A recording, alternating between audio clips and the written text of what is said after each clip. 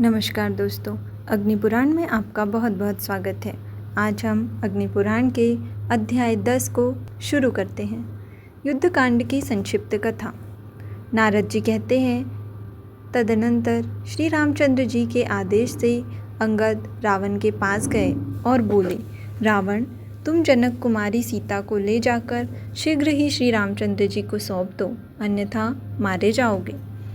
यह सुनकर रावण उन्हें मारने को तैयार हो गया। अंगद राक्षसों को मारपीट कर लौट आए और श्री रामचंद्र जी से बोले, भगवान, रावण केवल युद्ध करना चाहता है। अंगद की बात सुनकर श्री राम ने वानरों की सेना हाथ ले युद्ध के लिए लंका में प्रवेश किया। हनुमान, मैंद, द्विविद, जाम्बवान, नल, नील, तार, अंगद, धूम्र, सुषेण, केसरी, गज, पनस, विनत, रंभ, सरब, महाबली, कंपन, गवाक्ष, दधिमुख, गवय और गंधमादन, ये सब तो वहाँ आए ही, अन्य भी बहुत से वानर आ पहुँचे। इन असंख्य वानरों सहित सुग्रीव भी युद्ध के लिए उपस्थित थे। फिर तो राक्षसों और वानरों में घमासान युद्ध छिड़ गया। राक्षस वानरों को बाण, शक्ति और गदा आदि के द्वारा मारने लगे और वानर नख, दांत एवं शिला आदि के द्वारा राक्षसों का संहार करने लगे। राक्षसों की हाथी, घोड़े, रथ और पैदलों से युक्त चतुरंगिनी सेना नष्ट भ्रष्ट हो गई। हनुमान ने पर्वत शिखर से अपने वैरी धूम्राक्ष का वध कर डाला। नील ने भी युद्ध के लिए सामने आए हुए अकंपन और प्रहस्त को मौत के घाट उतार दिया। श्री राम और लक्ष्मण यद्यपि इंद्रजीत के नागाशस्त्र से बंध गए थे, तथापि गरुड़ की दृष्टि पड़ते ही उससे मुक्त हो गए। तत्पश्चात उन दोनों भाइयों ने बाणों से राक्षसी सेना का संहार किया। श्री राम ने रावण को युद्ध में अपने बाणों की मार से जर्जरित कर डाला। इससे दुखित होकर रावण ने कुंभकर्ण को सोते से जगाया। जागने पर कुंभकर्ण ने 1000 घड़े मदिरा पीकर कितने ही भैंस आदि पशुओं का भक्षण किया। फिर रावण से कुंभकर्ण बोला, सीता का हरण करके तुमने पाप किया है। तुम मेरे बड़े भाई हो, इसलिए तुम्हारे कहने से युद्ध करने जाता हूँ। मैं वानरों सहित राम को मार डालूंगा। ऐसा कहकर कुंभकर्ण ने समस्त वानरों को कुचलना आरंभ किया। एक बार उसने सुग्रीव को पकड़ लिया, तब सुग्रीव ने उसकी नाक और कान काट दिए। नाक और कान से रहित होकर वह वानरों का भक्षण करने लगा।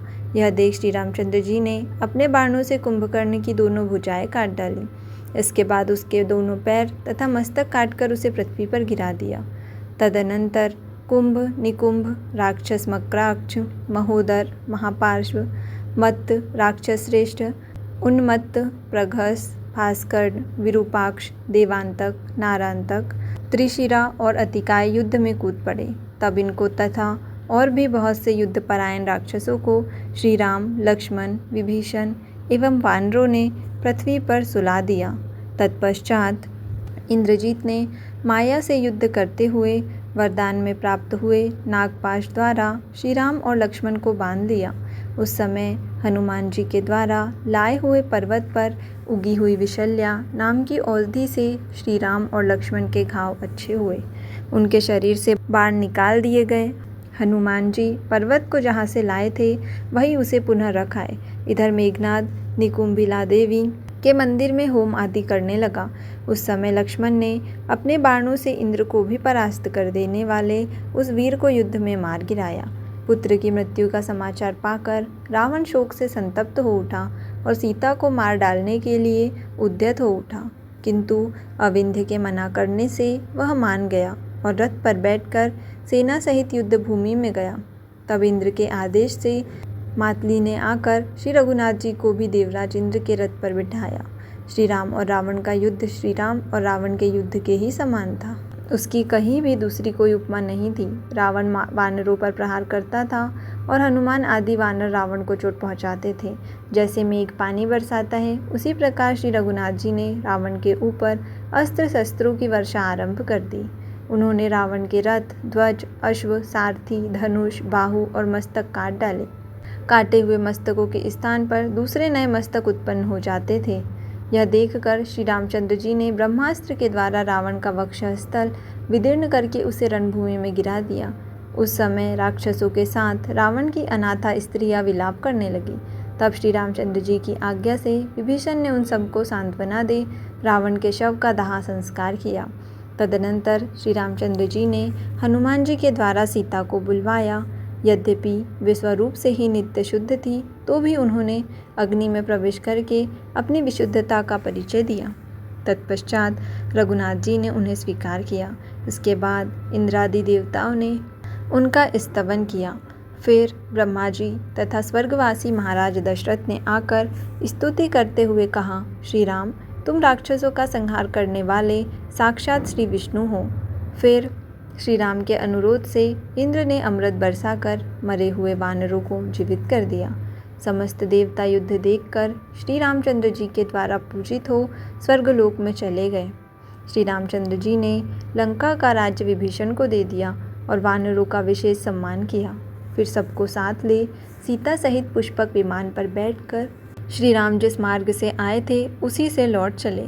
मार्ग में वे सीता को प्रसन्नचित होकर वनों और दुर्गम स्थानों को दिखाते जा रहे थे। प्रयाग में महर्षि भरद्वाज को प्रणाम करके वे अयोध्या के पास नंदीग्राम में आए। वहाँ भरत ने उनके चरणों में प्रणाम किया। फिर वे अयोध्या में आकर वहीं रहने लगे। सबसे पहले उन्होंने महर्षि वशिष्ठ आदि को नमस्कार करके क्रमशः कौसल्या, कैकेयी और सुमित्रा के चरणों में मस्तक झुकाया। फिर राज्य ग्रहण करके ब्राह्मणों आदि का पूजन किया। अश्वमेध यज्ञ करके उन्होंने अपने आत्मस्वरूप श्री वासुदेव का यजन किया। सब प्रकार के दान दिए और प्रजाजनों का पुत्रवत पालन करने लगे। उन्होंने धर्म और काम आदि का भी सेवन किया तथा वे दुष्टों को सदा दंड देते रहे। उनके राज्य में सब लोग धर्मपरायण थे तथा पृथ्वी पर सब प्रकार की खेती फली फूली रहती थी। श्री रघुनाथ जी के शासनकाल में किसी की अकाल मृत्यु भी नहीं होती थी। तो यहाँ अग्निपुराण के अध्याय 10 का समापन होता है। आज के लिए इतना ही। धन्यवाद।